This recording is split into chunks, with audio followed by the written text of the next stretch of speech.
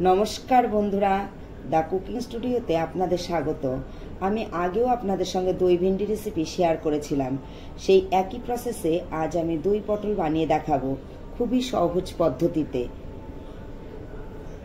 পটলগুলিকে চোকলা ছাড়িয়ে বাইরের অংশ অল্প করে চিড়ে নিয়ে একটি পাত্রে রাখা হলো।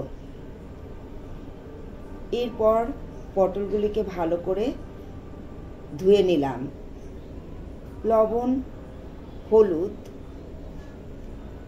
মাখিয়ে গরম তেলে একে একে পটলগুলি ছেড়ে দিয়ে এপিট ওপিট লালচে করে ভেজে নিলাম।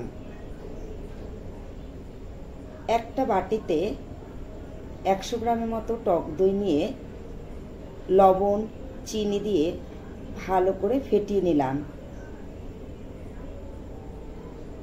আবারও আমি কড়াইতে তেল দিয়ে গরম হয়ে গেলে শুকনো লঙ্কা, কাঁচা লঙ্কা, সর্ষে, কিছু পরিমাণে কারি পাতা দিয়ে ভেজে রাখা পটলগুলিতে ফেটানো দই দিয়ে দই মাখানো পটলের উপর ওই উপকরণগুলি দিয়ে দিলাম।